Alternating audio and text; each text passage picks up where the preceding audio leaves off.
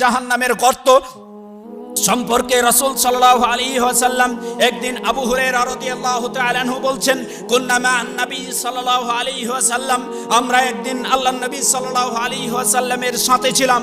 এমতো অবস্থায় একটি আওয়াজ শুনতে পেলাম, যে আওয়াজটি উপর থেকে কোনো জিনিস নিচে পড়লে যে আওয়াজ হয়, এমন একটি আওয়াজ আমরা শুনতে পেলাম। যখন আওয়াজটা শুনতে পেলাম তখন রাসূল সাল্লাল্লাহু আলাইহি ওয়াসাল্লাম বললেন, হাদা হাজারুন রুমিয়া বিহি ফি জাহান্নাম, এটি এমন একটি পাথর যেই পাথরটিকে জাহান্নামে নিক্ষেপ করা হয়েছিল মুনযু সাবঈনা খারিফা, 70 বছর পূর্বে। 70 বছর পূর্বে আল্লাহ তাআলা জাহান্নামের মাঝে একটি পাথরকে নিক্ষেপ করেছিলেন। এই পাথরটি আজকে এই জাহান্নামের সর্বনিম্ন তলদেশে পড়ে সেখানে স্থির হলো, যার আওয়াজটা আমরা শুনতে পেলাম। আল্লাহ রাসূল সাল্লাল্লাহু আলাইহি ওয়াসাল্লাম এ কথা থেকে প্রমাণ হয়ে যায় জাহান্নামের গর্তটা কতটা দূরত্ব হবে, জাহান্নাম কত গর্ত হবে। এই জাহান্নামের সর্বনিম্ন গর্তে অবস্থান করবে কারা?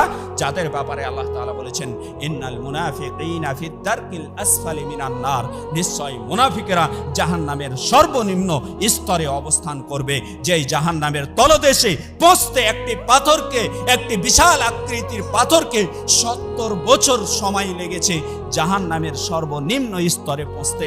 এমন স্থানে জায়গা আল্লাহ তাআলা দিবেন ওই ব্যক্তিদেরকে যারা ইয়াকুলুনা বিআফওয়াহিহিম মা লাইসা ফি কুলুবিহিম, মুখ দিয়ে তারা ওই সকল কথা বলে যা তাদের অন্তরে নেই।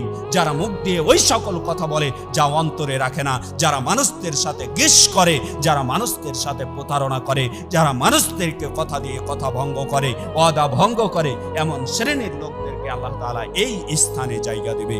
জাহান্নাম কতটা ভয়ানক হবে তাহলে একটু চিন্তা করে দেখুন।